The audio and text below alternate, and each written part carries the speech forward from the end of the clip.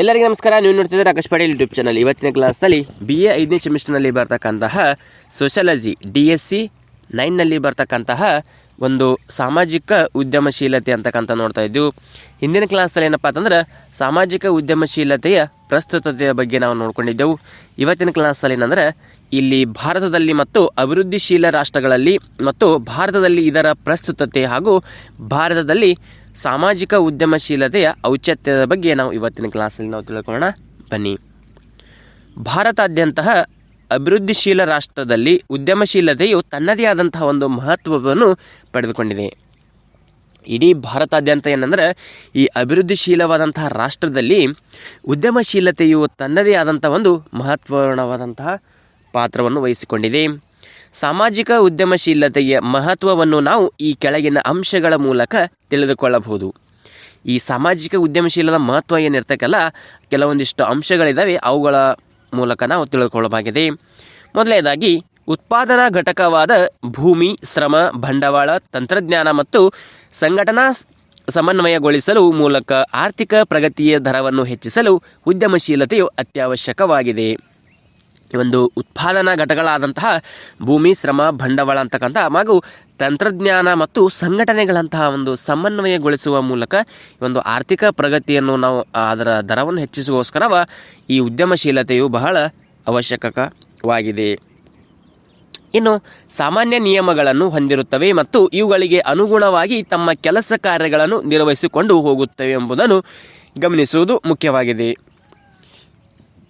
ಸಾಮಾನ್ಯವಾಗಿ ಹೇಳ್ಬೇಕಪ್ಪ ಅಂತಂದ್ರೆ ಇವುಗಳಿಗೆ ಈ ಸಾಮಾಜಿಕ ಉದ್ಯಮಶೀಲತೆಯು ತಮ್ಮದೇ ಆದಂಥ ಕೆಲಸ ಕಾರ್ಯಗಳನ್ನು ಸಹಿತ ಇವು ನಿರ್ವಹಿಸಿಕೊಂಡು ಹೋಗ್ತಾ ಇರ್ತವೆ. ಇಲ್ಲಿ ಇವೆರಡರೂ ಉತ್ಪಾದಿಸಲು ವಸ್ತುಗಳು ಪರಿಸರ ಸ್ನೇಹಿಯಾಗಿರುತ್ತವೆ.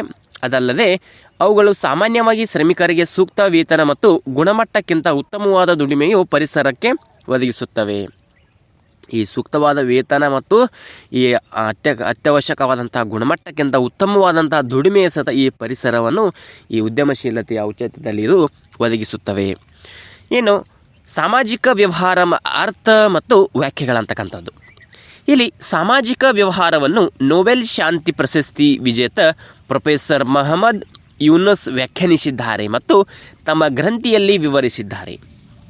ಈ ನೊಬೆಲ್ ಶಾಂತಿ ಪ್ರಶಸ್ತಿ ವಿಜೇತರಾದಂತಹ ಪ್ರೊಫೆಸರ್ ಮೊಹಮ್ಮದ್ ಯೂನುಸ್ ವ್ಯಾಖ್ಯಾನಿಸಿದ್ದೇನಪ್ಪ ಅಂತಂದ್ರೆ ತಮ್ಮ ಗ್ರಂಥದಲ್ಲಿ ಏನು ಮಾಡ್ತಾರೆ, ವಿವರಣಾತ್ಮಕವಾಗಿ ವಿವರಿಸಿದ್ದಾರೆ. ಅವರ ಪ್ರಕಾರ ಸಾಮಾಜಿಕ ಸಮಸ್ಯೆಯನ್ನು ಪರಿಹರಿಸಲು ರಚಿಸಲಾದ ಮತ್ತು ವಿನ್ಯಾಸಗೊಳಿಸಲಾದ ವ್ಯವಹಾರವೇ ಸಾಮಾಜಿಕ ವ್ಯವಹಾರವಾಗಿದೆ. ಅವರ ಪ್ರಕಾರ ಏನು ಹೇಳ್ತಾರೆ ಇವರು, ಪ್ರೊಫೆಸರ್ ಮೊಹಮ್ಮದ್ ಯೂನುಸ್ ಅವರ ಪ್ರಕಾರ ಸಾಮಾಜಿಕ ಸಮಸ್ಯೆಯನ್ನು ಪರಿಹರಿಸಲು ರಚಿಸಲಾದಂಥ ಒಂದು ಹಾಗೂ ವಿನ್ಯಾಸಗೊಳಿಸಲಾದಂಥ ಒಂದು ವ್ಯವಹಾರಕ್ಕೆ ನಾವೇನಂತೇವ್ರಿ, ಸಾಮಾಜಿಕ ವ್ಯವಹಾರ ಅಂತ ಕರಿತೇವೆ.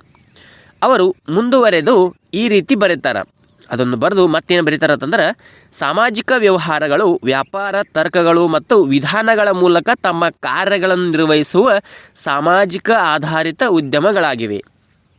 ಇದು ಅವರ ಪ್ರಕಾರ ಬರೀತಾರೆ. ಸಾಮಾಜಿಕ ವ್ಯವಹಾರ ವ್ಯಾಪಾರ ತರ್ಕಗಳು ಮತ್ತು ವಿಧಾನಗಳ ಮೂಲಕ ಇದೇನಂದ್ರೆ ಕಾರ್ಯಗಳನ್ನು ನಿರ್ವಹಿಸುವಂತಹ ಸಾಮಾಜಿಕ ಆಧಾರಿತ ಉದ್ಯಮಗಳು ಅಂತಕ್ಕಂಥದ್ದು ಈ ಪ್ರೊಫೆಸರ್ ಮೊಹಮ್ಮದ್ ಯೂನುಸ್ ಅವರು ಬರೀತಾರೆ.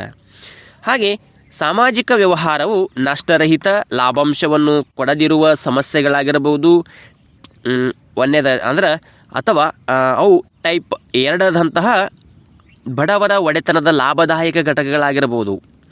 ಮೊದಲನೇದಪ್ಪ ಅಂತಂದ್ರೆ ವ್ಯವಹಾರವು ನಷ್ಟರಹಿತ ಆಗಿರ್ಬೋದು ಅಥವಾ ಲಾಭಾಂಶ ಕೊಡದಿರುವ ಸಂಸ್ಥೆಗಳಾಗಿರ್ಬೋದು.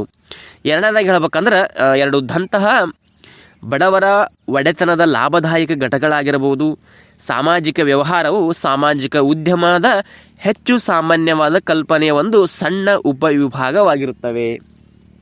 ಹಾಗೆ ಇವು ಕೆಲವು ಸಾಮಾನ್ಯ ಗುಣಗಳನ್ನು ಹೊಂದಿರುವಂತಹ ಕೇವಲ ಪ್ರಮುಖ ವ್ಯತ್ಯಾಸಗಳನ್ನು ಸಹಿತ ಇವು ಏನು ಮಾಡ್ತವೆ, ಈ ಸಾಮಾಜಿಕ ವ್ಯವಹಾರ ಅರ್ಥ ಮತ್ತು ವ್ಯಾಖ್ಯೆಗಳ ಇವರು ವ್ಯತ್ಯಾಸಗಳು ಸಹಿತ ಹೊಂದಿಕೊಂಡಿರ್ತಾವೆ ಅಂತಕ್ಕಂಥ ಒಂದು ಭಾರತದಲ್ಲಿ ಸಾಮಾಜಿಕ ಉದ್ಯಮಶೀಲತೆಯ ಔಚಿತ್ಯ ಅಂತಕ್ಕಂಥದ್ದು ನೋಡಿದ್ದೇವೆ ಅಂತ ಹೇಳ್ಬೋದು. ಇಷ್ಟೇನಪ್ಪ ಅಂತಂದ್ರೆ ಇವತ್ತಿನ ಕ್ಲಾಸಲ್ಲಿರುವಂಥ ಮಾಹಿತಿ. ಇದೇ ರೀತಿ ಪ್ರತಿದಿನ ವೀಡಿಯೋಗಳು ನೋಡಬೇಕೈತಪ್ಪ ಅಂತಂದ್ರೆ ನಮ್ಮ ಯೂಟ್ಯೂಬ್ ಚಾನಲ್ ಸಬ್ಸ್ಕ್ರೈಬ್ ಮಾಡ್ಕೊಂಡು ಬೆಲ್ ಐಕಾನ್ ಪ್ರೆಸ್ ಮಾಡಿದ ಜೊತೆಗೆ ಆಲ್ ಅಂತ ಸೆಲೆಕ್ಟ್ ಮಾಡಿದ್ರಪ್ಪ ಅಂತಂದ್ರೆ ನಾವು ಪ್ರತಿದಿನ ವಿಡಿಯೋ ನೋಟಿಫಿಕೇಶನ್ ತಲುಪುತ್ತದೆ ಅಂತ ಹೇಳ್ತಾ ಇವತ್ತಿನ ಕ್ಲಾಸ್ ಮುಗಿಸ್ತಾ ಇದ್ದೀವಿ. ಮತ್ತೆ ಮುಂದಿನ ಭಾಗದಲ್ಲಿ ಭೇಟಿಯಾಗೋಣ. ಧನ್ಯವಾದಗಳು.